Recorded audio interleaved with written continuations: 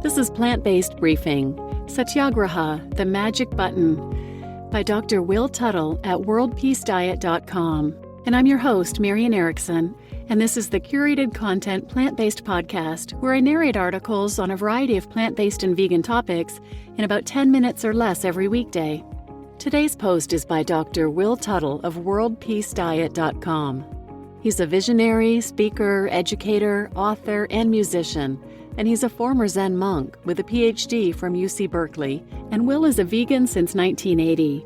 He's appeared in many radio, television, print, and online interviews, as well as documentary films including Cowspiracy, Prayer for Compassion, Hope, What You Eat Matters, Vegan, Everyday Stories, and Animals and the Buddha. Dr. Tuttle and his spouse Madeleine provide lecture presentations, workshops, and trainings internationally on the World Peace Diet, veganism, effective activism, meditation, and intuition development. Now let's get to today's plant-based briefing. Satyagraha, the Magic Button, by Dr. Will Tuttle at worldpeacediet.com. It seems that, at a certain point, every vegan yearns to discover the magic button that they can push that will light up the consciousness of their non-vegan friends and family members and transform them into vegans. For vegans, it seems completely anti-rational, self-destructive, and untenable that their acquaintances, upon hearing of the devastating effects of animal agriculture on innocent animals, as well as on ecosystems, wildlife, hungry people, and human health, nevertheless continue to take out their wallets and vote for animal-sourced foods and consume them and feed them to their unsuspecting children. I see it, why don't they? I care, why don't they? I changed, why can't I get them to see, to care, to change? As vegans, we desperately yearn to find the magic phrase or image or set of ideas, memes, gestures, or vocal intonations that would be able to reliably pierce the armor of indoctrination and soften the hearts and open the eyes and minds of the people with whom we share our world. We eventually realize that the search for this magic button is like the search for the fabled fountain of youth or the mythical wish-fulfilling jewel. The fountain of youth and the wish-fulfilling jewel are actually within ourselves, and to transform the world, we are called to transform ourselves.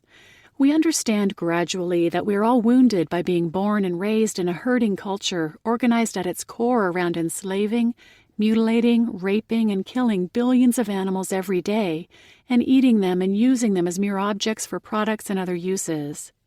As infants, we are all born into this, and it wounds us on every level. Not only is our physical health harmed, and our society and our earth, but at a deeper level we are harmed psychologically and also spiritually and morally. This ethical harm is perhaps the most serious wound, relentlessly stealing the purposes as well as the physical and mental integrity of billions of animals. We collectively lose our purposes and our integrity and co-create systems of human exploitation, waste, and injustice that are destroying the web of life and our basic cultural sanity. We begin to realize that the violence and conflict we experience as humans is both a direct and secondary result of the abuse that we perpetrate on animals. The animals and our violence toward them are made invisible by our herding culture's established traditions, language, institutions, and assumptions. We are collectively wounded by our indoctrination and blinded to the devastating consequences of our daily actions. As vegans, we are healing these physical, psychological, and moral wounds, both in ourselves and in our world. Our task is to nurture and deepen this healing in ourselves, and also to become increasingly adept as healers to other people who have been similarly wounded and are still trapped in the cages of conformism into which they were forced from infancy. As vegans, we are healers and light bearers.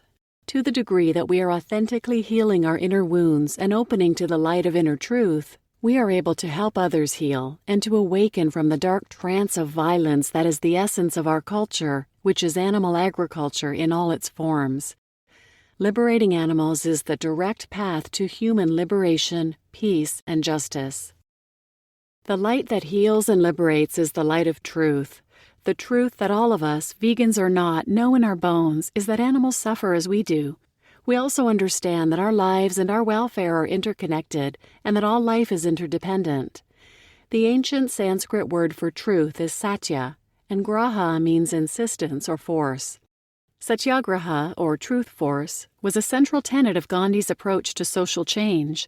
Satyagraha can easily be seen as the magic button that we can discover within and that we can all use to help transform our world. When we speak our truth with respect and kindness, we are fulfilling our mission as light bearers and healers, and as world transformers. The hardest part is to uncover this inner truth and to articulate it clearly and without judgment or trying to manipulate others to change. Sometimes people ask me what the most effective formulation of this underlying truth might be. For example, if we're in an elevator and only have a half minute or so, what words could we say to convey the essence of healing truth to another person? What seeds of truth could we sow in their mind and heart?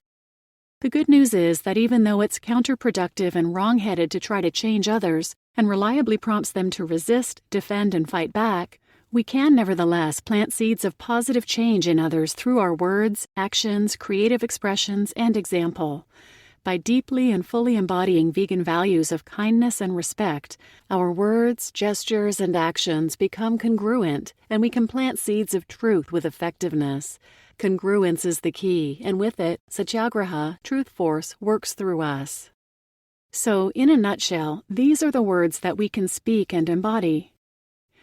I am deeply grateful that I discovered that the only reason I was eating animal foods for all the years that I did was because I was just following orders. Fortunately, I realized that those orders were not in my best interest or in the interest of our world, and so I'm not doing it anymore, and it's fantastic. That's it.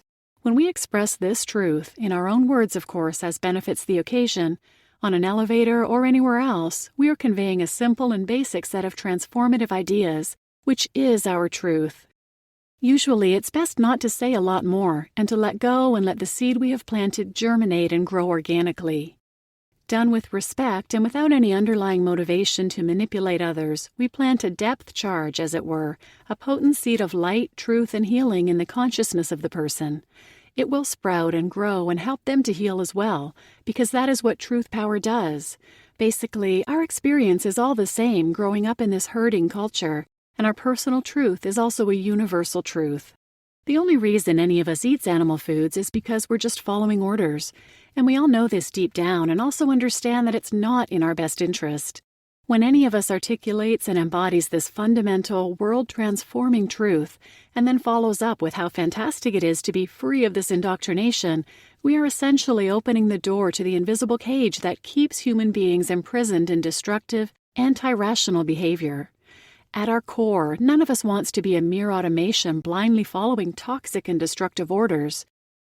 We can point out that we have discovered this for ourselves and how liberating it is, and this is non-threatening to others and beckons them out of the prison into which they've been born. If we do it well, the person will forget us and the conversation, and yet the seed we planted in a seemingly casual way is alive deep inside them, growing every day and propelling them to awakening and freedom. It is their own wisdom and compassion that are actually growing, and when they go vegan, it will not be because they are being shamed into it or pushed, but because their own inner caring and basic intelligence is liberated and activated. An inspired, creative, empowered vegan is born. So even though there is no outer magic button, we do have within us the capacity to be an instrument of Satyagraha and to speak our truth, which is a universal truth, planting seeds that will positively transform our world. I am deeply grateful that I discovered that the only reason I was eating animal foods for all the years that I did was because I was just following orders. Fortunately, I realized that those orders were not in my best interest or in the interest of our world, and so I'm not doing it anymore, and it's fantastic. This embodied truth is an unstoppable force for awakening humanity, and each of us can strive to ever more fully discover and express it, and to live and celebrate it for the benefit of all. You just listened to Satyagraha, the Magic Button, by Dr. Will Tuttle at worldpeacediet.com. And I'm your host, Marian Erickson. Please subscribe and share this podcast with others. And feel free to reach out to me at plantbasedbriefing.com if you have any questions or comments. Thanks for listening.